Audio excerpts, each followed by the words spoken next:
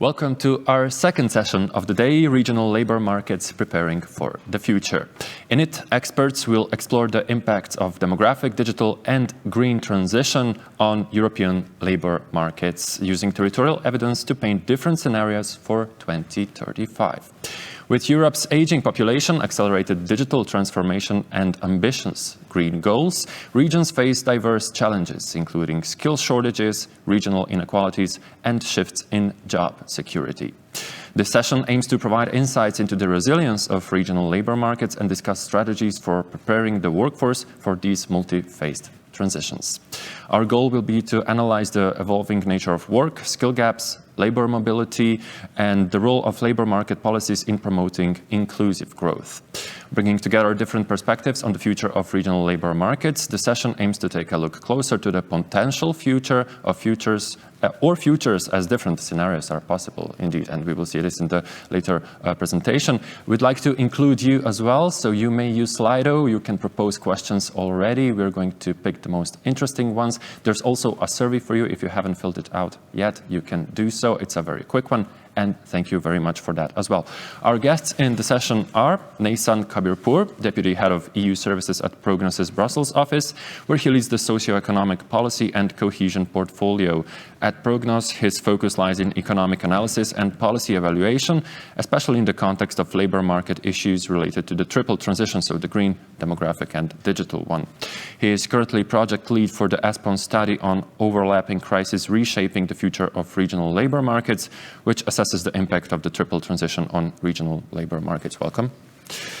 Andrea Mayer, Policy Assistant for Urban and Territorial Development within European Commission's Directorate General for Regional and Urban Policy. She is working on the development of urban and territorial dimension of the EU cohesion policy. In the past years, she has been contributing to the management of the Harnessing Talent platform and implementation of the Talent Booster mechanism, including helping regions facing a talent development trap to attract, develop and retain talent. Welcome. And Tatiana Babrauskiene, a dedicated member of the European Economic and Social Committee since 2015, actively contributing to shaping EU policies in education, skills development and social dialogue. She has extensive experience advocating for adult education and lifelong learning at the European level. She is a member of the European Commission's Advisory Committee on Vocational Education and Training and the European Centre for the Development of Vocational Training. Since 2010, she has represented Lithuania in the Sectoral Social Dialogue Committee for Education, following the establishment of the European Social Dialogue in Education. Additionally, Tatiana represents the European Trade Union Confederation and the European Trade Union Committee for Education in 3 European Commission working groups. Welcome as well. Let's move on to our discussion. Mr. Kabirpour, while significant attention has rightfully been given to the green and digital transition, the demographic transition has not received the same level of focus, right? Yes, indeed. Thank you, Dino. And it's a pleasure to be here, part of this panel, and especially to follow up from the interesting conversation you just had about housing, and it relates quite well to the topic of regional labour markets. But yes, as you mentioned, I think we know quite well that Europe is in the midst of the twin transition, so the green and digital one. But indeed, actually, it is a triple transition because demographic change will impact all facets of society. And today we will focus a little bit on how it impacts labour markets and specifically regional labour markets. So if we take a look at this first graph that we have here, we see that after decades of growth, the EU population has started to shrink. And this is mainly due to natural decline. That means natural decline means that births are less than deaths, but also due to less net migration, while it is still positive. And so since 2012, for example, there has been a natural reduction in the population of almost 500,000 per year. And so we see that for the first time ever, the EU population and the European population is starting to shrink. And projections show that in the next 20, 25 years, this will continue to be the case, and that the labor market, the labor force, will lose around 30 million people. And this we see very well in this next chart. So what we see here is not only that the population will decrease as a whole, but the composition of the population will change. So what do we mean by that? We see these age groups. We see those less than 15 years old, 15 to 64, and 65 and over. And we see that the composition of the population will change quite dramatically over the next 10 to 15, 20 years even. Just by way of an example, while in 2003, the share of 65-year-olds and over was 16%, today it is at around 20%, and by 2050, it will be at around 30%. Meaning, in other words, that almost every third individual in Europe will be over the age of 65, and theoretically, therefore, out of the labor force. And so this obviously has implications, and one relationship that is interesting to think about is the old age dependency ratio, which really reflects the number of individuals in the workforce, in the labor market, to those who are out of the labor market. So those between 15 and 64, and those who are 65 and above. So while today the figure is around 1 to 3. So for every individual out of the labor market above 65, there's around 3 individuals in the labor market. This will change to around 1 to 1.8. So we see these are quite by 2050. And so we see that these are very, very strong dynamics. And this has implications on many facets of society, on the labor market, but of course also on social security systems. We will discuss these a bit today. But what's also important in this conversation, and I think this is very, very known as well, is that while demographic change will affect Europe as a whole, it will affect regions very differently. So there are some regions that will be more affected, significantly more affected than others. And so we see this quite well here in this projected relative change of the population by not 3 regions, so by very granular regions in Europe. And we see that over the next 25 years, there are some regions that will be affected more than others. Here, the darker the shade of blue, the greater the degree of population decline. So we see that only very few areas will grow significantly in terms of population. So we see Sweden, Norway, Ireland as exceptions, but that the majority will observe population decline. And this is especially the case in peripheral areas of the continent. So we see in Eastern Europe and Southern Europe that they will be disproportionately affected, and many regions in Romania, Bulgaria, Greece, the Baltics, Finland, as well as southern countries such as Italy, Spain, and Portugal, expect to have a decrease of their population by around 10 to 20%. And so these are very significant figures. And it's important, again, to keep in mind what causes this change in population. So here we again look at the last 10 years, or the 10 years between 2010 and 2021. And again, we look at population change as a whole. And we see that, in this case, the darker the shade of red, the more significant the decrease in population. But we see now, if we split it up by net migration and natural change, so again, decrease the difference between births and deaths, we see that while natural growth, which is the one we're looking at right now, really is experienced across Europe, right? We see that everywhere in Europe, the fertility rates are quite low. The number of new births are quite low. Even the highest rate, so even the country with the highest fertility rate, which is France, has only a rate of 1.8, which is still well below the replacement level of 2.1. So we see this natural change in population, of course, happens to different degrees, but is quite evenly spread across the continent. But we see that net migration, so the one we looked at before, right here, we see there is quite some stark differences between, again, the peripheral areas and the core of the continent. And this really underscores the importance that net migration also plays. And for some regions, this really compounds the problem. Not only do they face decrease in population due to natural reasons, but they also experience great net out-migration. This is particularly the case and particularly prevalent among younger and more educated individuals, again, in the eastern and southern regions. So this just paints the picture a little bit of where we are in Europe and what the demographic change will result in across regions in the continent. Thank you very much. Ms. Meyer, moving on with you, we've seen the projections, rather interesting.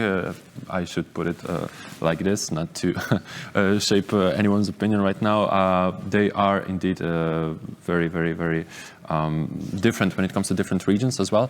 But Europe has talent, we agree, but we have to nurture it. How do we nurture it? Indeed, thank you very much for the invitation to be here today in this panel. And indeed, Europe's got talent, but it's important to understand what are the underlying factors that influence talent mobility, whether it is losing or attracting talent. And it's very reassuring to see also the studies and the data produced by ESPON, such as the overlap projects, and also these seminars and debates, because it is important to disseminate the information so local stakeholders have the available resources in order to make informed decision to attract talent in the regions. And of course, we have seen that demographic change is already a reality in many EU regions. In fact, 40% of people in the EU live in a region which has been losing population in the last decade, and the projections do not show a more favorable situation ahead. So we see that the combination of aging, declining birth rates, as well as departure of young and highly skilled workforce for some EU regions has led to shrinking of working age population. And some regions, of course, are more exposed to these demographic trends because they are at the same time affected by a lower or stagnant share of tertiary educated population, which makes it harder for them to compensate for the loss of labor by higher labor productivity. So these regions are identified as being in a talent development trap. And the communication on harnessing talent in Europe's region, which has been published last year by the European Commission, identifies about 82 regions which have been most affected by demographic transition, and in particular 36 being already in a talent development trap, and 46 being at risk of falling into a talent development trap. And these challenges often come alone. They are coupled usually with additional socioeconomic factors such as poor infrastructure, lack of connectivity, or low access to public and essential services, particularly in remote and rural areas. And this, in fact, has an impact on a region's attractiveness as a place to live and work for young and highly skilled population. Now, through the communication on harnessing talent in Europe's region, the Commission has stepped up its efforts to address these challenges and has put forward the Talent Booster Mechanism, which is an 8-pillar initiative meant to help regions become more dynamic, talent-driven location. And within the booster, regions benefit from access to funding, as well as technical assistance, in particular to sharpen their strategies to attract and retain talent, but also plan a mix of investments and reforms at national and regional level that are crucial to remove bottlenecks when it comes to implementation. And because we've seen that investments alone are not always sufficient in order to trigger positive change. So these need to be coupled with a series of reforms. And for this, the booster has a dedicated pillar. There is also the need to test innovative ideas and solutions when it comes to harnessing talent, and in particular through the European Urban Initiative, the Urban Innovative Action Strand. Shrinking cities are supported to test innovative solutions. And as part of the booster, of course, there is also this I3 instrument, which supports regional partnerships to help less developed regions across Europe scale up their economies and innovation potential.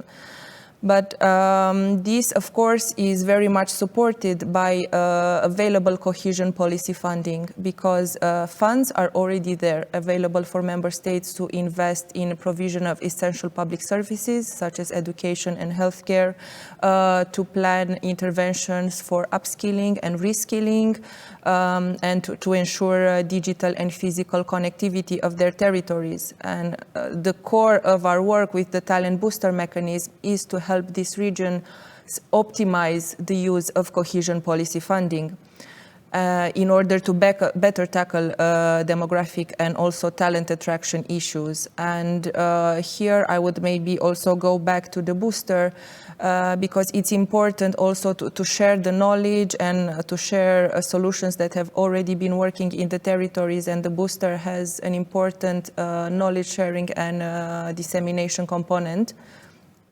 And in this sense, we have put forward the Harnessing Talent platform, which is the go-to place when it comes for regions being informed on the latest developments in the Talent Booster mechanism and opportunities to engage. And I would maybe take a moment to highlight a newly launched knowledge repository component of this Harnessing Talent platform, which offers stakeholders in the regions various sources, such as studies, such as the ESPON study, data, tools of various territorial levels and across a wide thematic areas, in order to help them take more informed decisions and position themselves in this demographic situation. And we, of course, as part of the platform, are also putting forward an opportunity for stakeholders to meet and engage with their counterparts. So we have 4 working groups engaging about 80 members from 24 member states that come from various backgrounds, such as businesses, NGOs, academia, and also policymakers from public administrations. So this is the place where we take a step back and we listen to the stakeholders in the regions. What are the solutions? What are the challenges ahead, and how to better tackle this? And these working groups activate over a series of thematic areas which we think are crucial for attracting talent and increasing the quality of life in regions, such as health, research and innovation, digital, and of course an overarching territorial working group, which looks also into urban-rural linkages when it comes to stimulating the quality of life in the regions. So I have included here as well a map with projects that have started this year in over 70 regions and cities, as part of calls that we have launched through the Talent Booster mechanism. So the support is already materializing in Europe, and soon we will be able to have some concrete results and lessons learned. But maybe if there is time, I can offer just a few examples on the work with the regions. So there are 2 pilot projects engaging about 21 regions, helping them to adapt to demographic changes on the ground and harness talent. And for instance, one of these regions is Alentejo in Portugal, where we are working with them to build a talent observatory. And it's helping them collect and visualize data on demographic shifts and current talent resources and gaps in workforce at local level. Another example is, for instance, in Łódzkie region in Poland, where they are receiving expert support to investigate the reasons why graduates would choose to leave the region and what they would need in order to stay. And then, for instance, as a follow-up in Moravia Silesia region in the Czech Republic, we are helping them design an initiative to attract back young people in the region. So there is a wide array of solutions currently being developed, and I think in the future there are quite some important lessons to take away from this. Thank you. Thank you very much. Seems to me that Mr. Kabirpour, you filled in the role of a problem explainer, and Ms. Meyer, you very nicely filled in the role of a problem solver. But at the end, we'll be all looking for solutions. Moving on to you, Ms. Babarskiene. We've seen the problem, we've seen the solutions as well. How do you see the field of regional labor markets, also from a perspective of a trade union representative? First of all, thank you for inviting, and I'm happy to contribute to this debate, and especially to build also to what was already said. So what I see from trade union and social partners' perspective, what's happening in the regions is actually growing inequality. Despite of the different policies which are introduced, we can speak about European Skills Agenda, Pact of Skills, which are supposed to contribute to skills equality. We see a huge disparities in the regions. Demography, that's an issue, that's true. We have population which is aging. What have we done as Europe for improving adult learning and adult education? Very little in the few past decades. We had time. I know that COVID-19 dramatically also changed the demography scale, and it was from one day to another day two, but many processes in terms of demography we could predict, and we failed. If we look at European statistics, we see Nordic countries, Finland, Sweden, where adult participation in lifelong learning is around 30%. And more, up to 80%, depends on the region. And then we see Eastern countries, we see also Southern countries like Italy, when the participation of adults in learning and education programs is less than 10%. If we want to keep adults, at least those who are wish in the labor market, we have to strengthen our adult learning policies. Second, inequality is coming with the digital developments, and digital divide is growing. Now we have to speak about around 50% or even less of our adults in some regions having basic digital skills.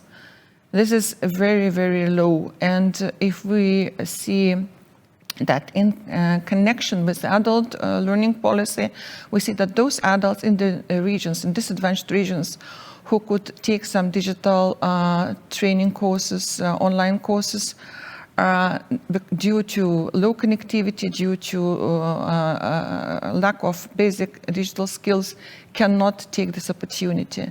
So we have to improve connectivity of the regions. We need to invest into digital infrastructure. Then also in terms of inequality, when we see at countries in Western Europe and also in northern countries, we see that this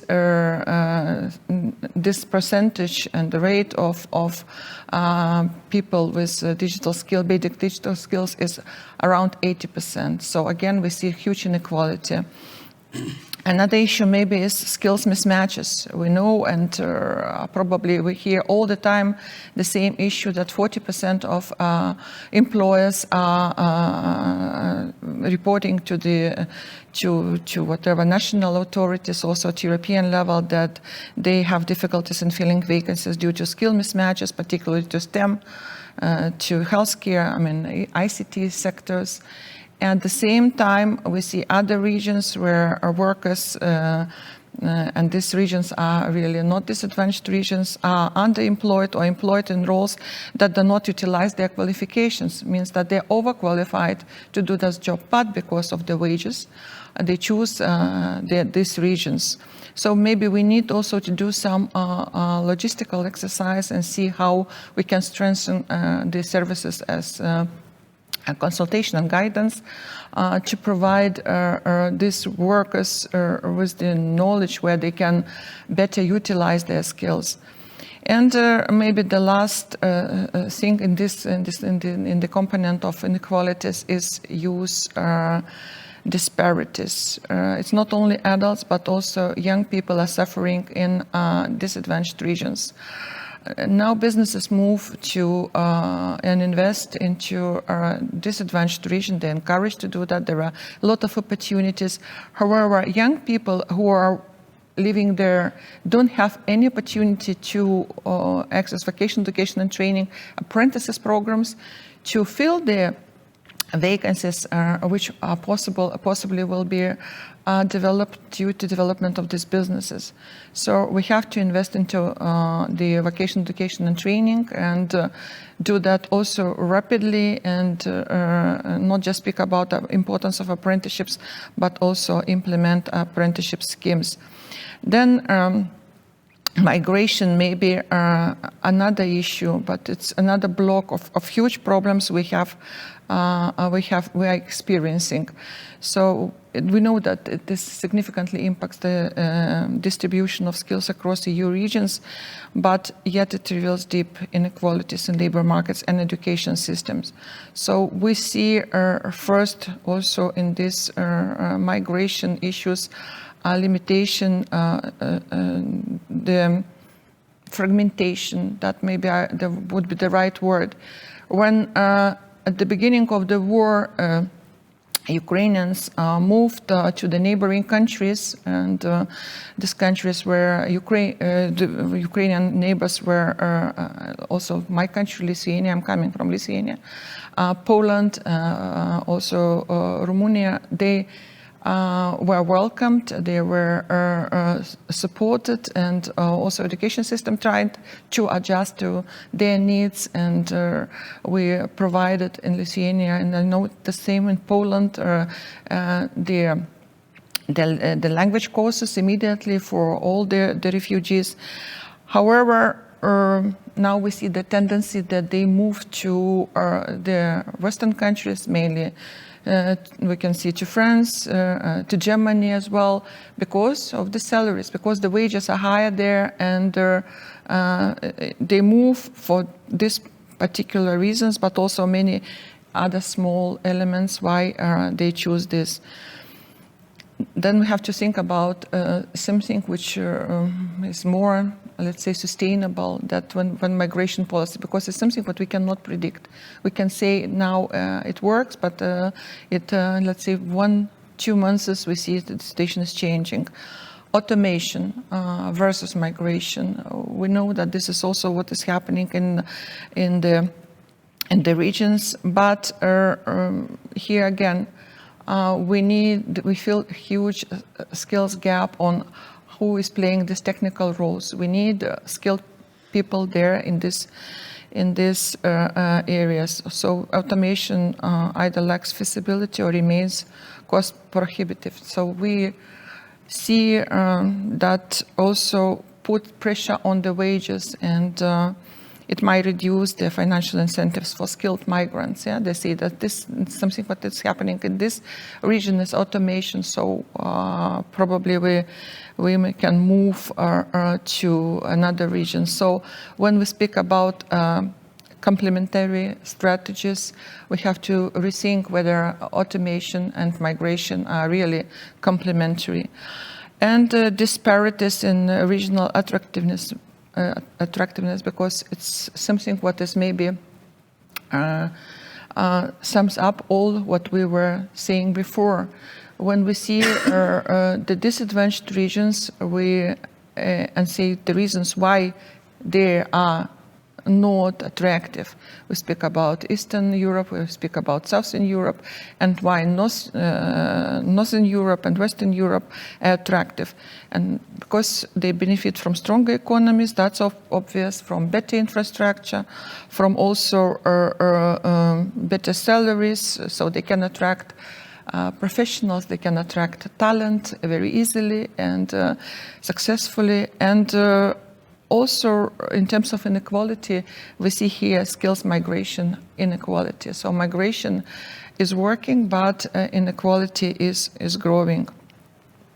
Maybe also when we speak about EU policies, some of them are very successful and the others are less successful. But in some cases, when we speak about promotion of cohesion and equality, we speak about disproportionality when some regions benefit extremely from these policies and the other regions are failing. And programs like Erasmus+, talent partnerships are steps forward addressing these gaps, but remain insufficient against the scale of systematic inequalities. Of course, to address these challenges, a more cohesive EU approach is needed, but there's also the need of social partners, the need of civil society to act, because they are there, they are in the region. They see their limitations, they see actually the gaps, and they see where the policy is not working and why it's not working.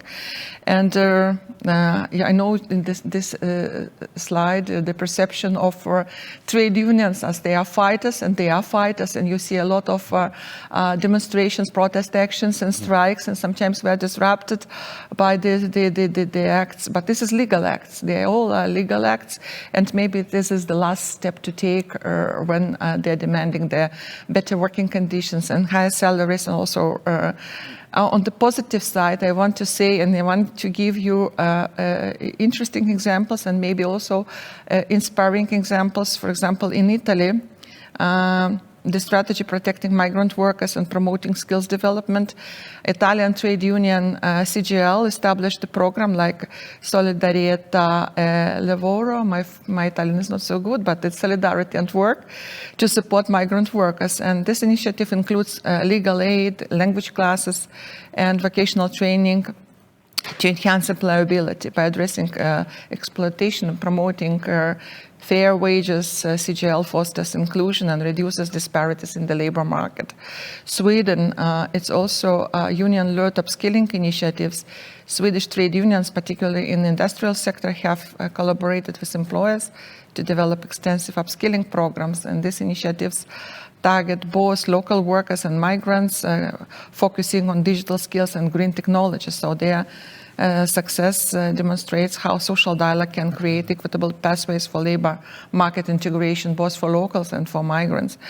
And Spain, an interesting initiative on youth employment. Spanish trade union UGT partnered with regional government to tackle youth unemployment, especially in underdeveloped region. And through apprenticeship schemes and mentorship programs, UGT has helped thousands of young people gain skills and secure stable employment, particularly in renewable energy and tech sectors. I can give you much more examples on Germany. IG Metall, which is the biggest European trade union, has launched initiatives on match refugee skills with labor market needs, and also it was linked to tailored training, certification recognition, direct job placement, that after the training they stay in the area. Also, Central and Eastern Europe, fighting brain drain. Poland, Romania, trade unions have advocated for policies to curb brain drain by improving local job quality and wages, have also engaged in campaigns to promote fair mobility agreements within the EU, ensuring that migration does not exacerbate regional inequalities, but instead benefit both origin and destination countries. So maybe here I could add, and would be my last comment about circular migration. That's what we probably can encourage in the European Union. Thank you. Thank you very much. We'll come back to circular migration later on when we'll be looking for more solutions. Mr. Kabirpour, could you please help us put the spotlight on the demographic projections according to different scenarios? Yes, and I think it connects very well to what was just shared. I think we see the implications of all of these dynamics, right? And the importance of policies that can address these forces and these challenges. And we see how much is already happening. What is also clear is that we need to have accurate evidence to be able to address these challenges. And this is why also Espon commissioned this project, Overlapping Challenges, Reshaping Regional Labor Markets, in short, overlap, to get a better understanding of the impact of not only the demographic transition, as we're hearing, but also of the twin transition, on labor markets. And again, not just on labor markets at a national level or at a higher regional level, but on very granular levels. Because to be able to start and to shape these policies that we're just hearing about, you need to have a good understanding of where these challenges are the most pressing. So this is why this project that we are in the midst of doing, so really today we just want to look at some initial evidence that we are developing. We're looking at a very nuanced perspective of these shocks on employment in very granular geographic areas. And this is really so that policymakers have a tool. They have a tool to understand what will be happening in their regions, what will be projected to happen in their regions, and to be able to address these challenges. And so this project we are doing with the Center for Microsimulation and Policy Analysis at the University of Essex and the Fondazione Giacomo Brodolini from Italy. And together we're looking at these different scenarios. And so that's what you mentioned. What you see here also is that when we talk about population projections, we have different scenarios that we can consider. So we have ones with high and low migration, with high and low fertility and mortality rates, and of course a baseline scenario. And we see that for most of these scenarios, we see that the population, which has been increasing up to now, will decrease in the decades ahead. Just in the high migration scenario, we see that there is a slight increase in population, but this predicts, or this assumes a 33%, so a third increase in migration dynamics. And so based on these scenarios, we are now taking a look at the impacts on absolute levels of employment. And so what we mean by that is we're not looking at the change in the employment or unemployment rates, but the absolute level of individuals employed. Why is this distinction important? Because this also takes into account not only reduction of employees due to retirement, but also if employed individuals have actually left the region, right? Which is what we're talking about today. And here to the left, we see the population baseline scenario, which we just saw in the slide before. And we basically look at the impact at a very granular NUTS-3 level of this change in population on total employment. And so here, the stronger the shade of green, the higher the increase of this change in total employment, and the stronger the shade of red, the stronger the decrease in employment levels. And so what we see is that overall, across NUTS-3 regions in the continent, only around 20% of NUTS-3 regions record an increase in absolute levels of employment, meaning around 80% of NUTS-3 regions record a decrease. And again, this is not the same across the board. There are certain countries and parts of the continent which have stronger effects. So we see, for example, among the Eastern European countries and the Baltic countries, we see that only around 8 out of around 240 NUTS-3 regions, so around only 3% of NUTS-3 regions record an increase in employment levels until 2035. So we see that almost 97, so almost all of the regions are not projected to increase their levels of employment, which of course is a very stark statistic. And the purpose of this exercise, of this research project, is not only to look at one scenario, but at different scenarios, and to see the difference between the scenarios. And so to the right, we have just selected one scenario. We're looking at many, but one scenario where we also consider not only mobility, so migration, but also the green transition. So we have modeled the degree to which regions and countries achieve the net zero goals that they have for 2050 and the implications of that on the regional labor markets. And we see that there are some differences between these maps. And so, of course, what this necessitates is to go country by country. We will not go into so much detail today. But, for example, we see that in Sweden, whereas in the normal population baseline scenario, around 5.3 million are employed. In the high migration and green transition scenario, there's around 5.7 million. So we really see an increase of around 400,000 there in employment levels due to, again, migration, so the increase of the working age population, and the fact that the green transition has been achieved, which has implications on obviously different industries. So this is helpful to be able to understand the implications on total employment at a granular level. But what we're also doing in this project is not only looking at total employment, but also at different industries. We know that the green transition especially, but also the digital transition will impact industries to different degrees. And so that's why the next step, beyond just total employment, we're looking at the impacts of these transitions on employment in specific industries. So here we look at industrial employment and the impacts there. And there we see that around 30% of regions record an increase in absolute levels of employment in the baseline population scenario. And in the high migration and green transition scenario, we see that 37% of NUTS3 regions record an increase. So again, we see that there are differences between scenarios, which is helpful also for regions to be aware of.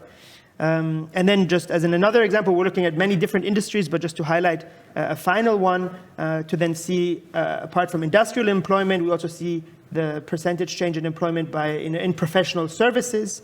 And so there we see that there is not such a strong difference between the population baseline scenario and the high migration and green transition scenario. So again, we will not go into too much detail, but this just is a little glimpse as to what we're trying to do in this overlap project. So we know that the impact of the triple transition not only differs across regions, but also across industries. And so overlap seeks to provide insight into both of these differentiations across regions and across industries. And it is doing so in collaboration and in a co-creation process with regional policymakers. So the idea is not just that the statistics are provided to them and they are left to work on their own, but really together with them to think about the implications of these scenarios at a very granular level. So you're really able to see for labor markets of, in some areas, 50, 60,000 people, what these implications are. And this should, of course, help them prepare and help them shape some of the policies that we're hearing about. So this just to provide a little bit of context of how this ESPON project is trying to contribute to the evidence basis surrounding these topics. Thank you very much, and thank you very much to our audience for all the proposed questions. If you find the time, please fill out the survey. It would be very helpful for us to get to know you a bit more and a bit better. Back to our discussion. It crossed my mind before, while Ms. Barbara was talking about digitalization, that two letters might affect the labor markets quite well, and that's AI. And we have a question regarding that exactly. Is it enough to help employees acquire new skills to adapt to the new AI digital era? Maybe we also need a new approach towards employment education. So starting our discussion with our audience, would anybody from our speakers like to respond to the question regarding AI and how should we adapt? I can take this question. Sure. Of course, it's not enough. Nothing is enough. I think that we are not now even able to predict how artificial intelligence will transform the labor markets in a very, very short time. We see now already automation, and we see already the skills which can be almost, we say, replaced by automation. Artificial intelligence is a step further. Artificial intelligence can replace now, or let's say, if we do that, if we manage it properly, can be very much complementary to the professions which now, at the moment, or even a decade ago, nobody would think that they are affected. Like interpreters and translators, like secretaries, personal secretary. Now you have your ChatGPT, this is your personal secretary. You can translate any text immediately. You can also get legal advice. This is also the case. Of course, it will be not perfect, not yet, but very soon, it will be very perfect. When any document, any claim can be done with the support of artificial intelligence when you don't need professionals to help you. So it's not enough to give employees these new skills, but it's more to put them on the way when they constantly update their skills. That's why we're speaking about upskilling, and it should be lifelong learning. I'm devoted to this topic, and I believe in lifelong learning. Once you acquire a skill, it's never enough. They will be absolutely obsolete in few years. You have to be constantly in education and training. That's why I also advocate that to strengthen the system of adult learning and adult education, and we need to do that urgently. Mm-hmm. Would you like to add anything? Yeah, I think this is a very important conversation, and I think as we know, AI, including also then automation and robotics, will definitely shape our societies in different ways in the decades to come, and I think will also have an impact on labor markets. I think that is clear, but I think they can also have a very positive effect. So we see in many cases already these shortages that exist. We are just talking about the shrinking labor force, and I think AI and robotics will be able to, if used in the right manner, alleviate maybe some of these shocks. And we see this in different sectors. I think there were some that were just mentioned before. I think the automotive sector will be affected in the future, the construction sector, but then also, as we hear, the professional services sector. So I think really there's an opportunity for robotics and AI to help and actually alleviate some of the challenges that we'll be facing with a shrinking population. Mm-hmm. And harnessing talent is also one of the solutions. You've mentioned the good example in Portugal. Do you maybe know of any other ones that you could share with us regarding how to nurture our talents? I mean, it is one of the solutions for sure. Yes, indeed, people and regions are very much at the center of the Harnessing Talent initiative, and it's important to capitalize on the human capital that is already there in the regions and that is not engaged in the labor market. So here we can speak about young people that are not in employment or education yet. We can speak about higher participation of women in the labor market. We can speak also about upskilling and reskilling and providing a new set of abilities to the population to support the green and industrial transition. So here I can give an example from Croatia. So in continental Croatia, we are working with the region, which is actually creating a map for industrial transition. And then they have identified several value chains to support this industrial transition. And with the support we are providing with the Talent Booster mechanism, we are trying to find the missing piece of the puzzle. And what we are helping them with is map a set of skills that would be instrumental to the industrial transition of the regions. So then, based on this knowledge, identifying which skills are common to all value chains and which are some more particular to help more innovative industries, including AI, the region will be able to plan more upskilling and reskilling opportunities that tackle this particular set of skills. So again, it's very important to identify which are the particular areas in which a region can be performant and to think about how to plan support in order to take this a step further. And here maybe I can briefly mention again cohesion policy programs, and next year will bring the opportunity of midterm review of these programs. So this is in a way a direct invitation for member states and regional stakeholders to think about whether support that has been planned to increase economic opportunities in the region and to increase quality of life is sufficient, or whether there are specific areas which are not yet sufficiently funded, and this would be the opportunity to increase such funding. And maybe to also mention that in parallel, the European semester process also offers a series of country-specific recommendations to all member states to support national reforms when it comes to provision of essential services, but also to unlocking or to providing recommendation when it comes to skilling, upskilling, and to investing in vocational education and training, which is also very important sector which will support the green transition in the future. We've already talked about the overlapping of all of the transitions, of course, but maybe let's touch upon the green one. We have a question from our audience regarding this one. The green transition will impact Europe in different ways. How can Europe prepare for the green transition in a way to protect workers? I believe Ms. Bobrovskina, you are the right one for this one. Yeah. I'm here, yes, exactly. From trade unions part, everyone would expect I say we need to protect workers. I don't want to have this division that someone has to protect employers, businesses, someone has to protect workers, etc. We need to agree all together.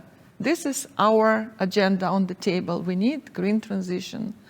And then we have to move and to seriously move that direction. I think this is the only way how it can impact Europe. Yeah?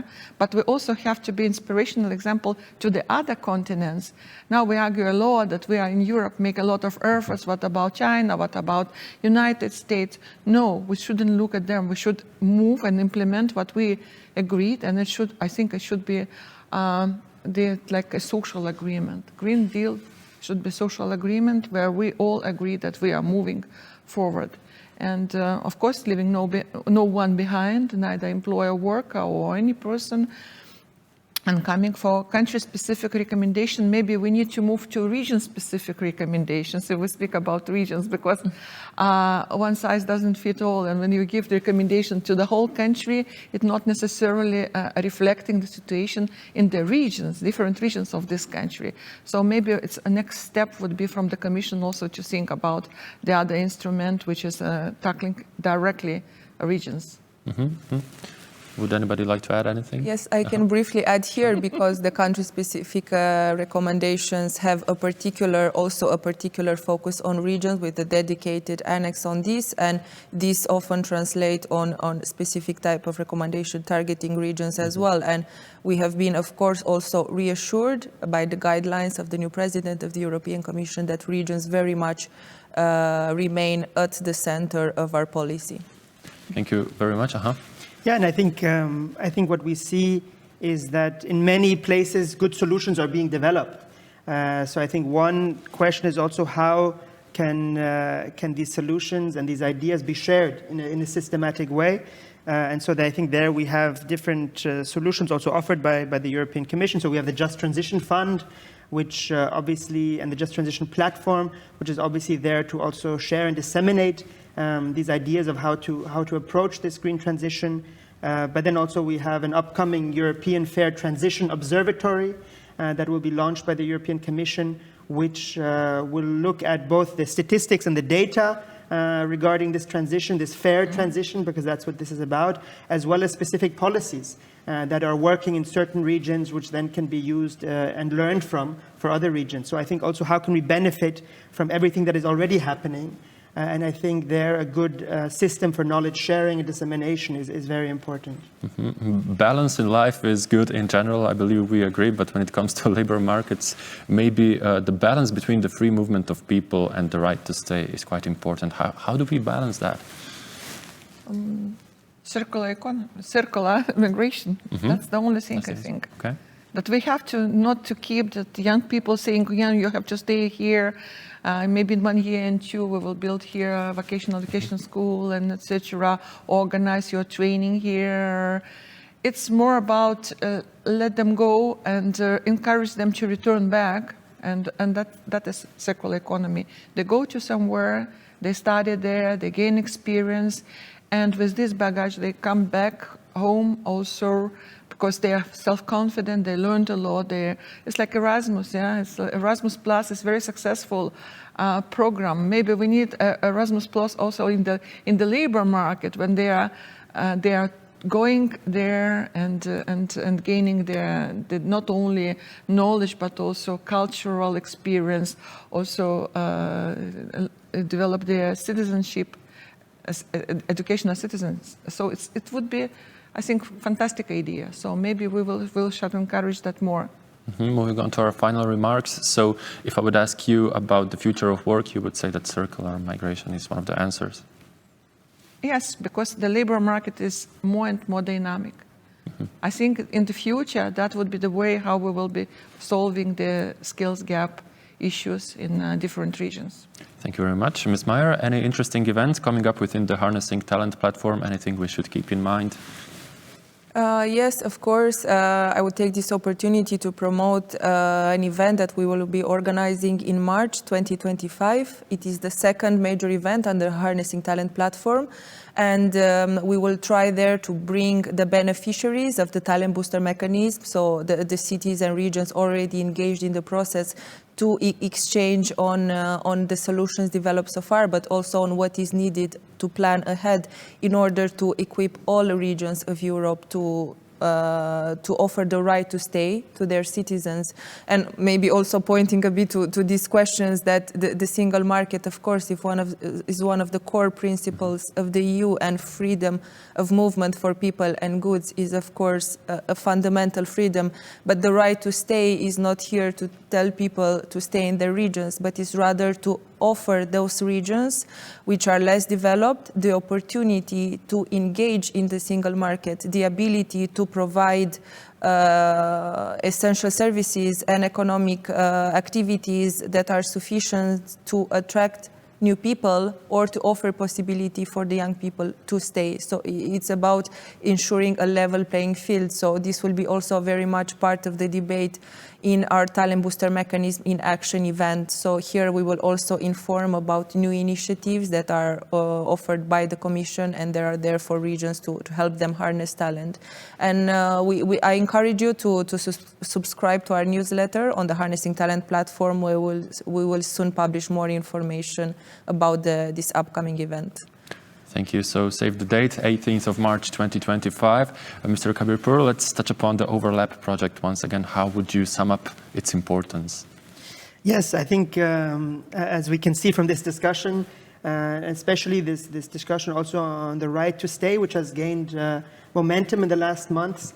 I think the Overlap project is very crucial because, as I mentioned before, it provides this evidence basis as to how to ensure and how to help regions ensure that there is a right to stay. And again, this is, as Andrea just mentioned, not the idea of telling individuals what to do, but we have to create the conditions, the framework conditions for individuals to be able to stay or to be able to come back, because both are pillars of the European Union, of the continent, and this is something that is important to provide evidence for. And so I think the Overlap project is seeking to work with policymakers to foreshadow what will happen in the future and to prepare for that. And so we will now be continuing our work in the next months, and then in the summer of 2025 we'll also be finishing.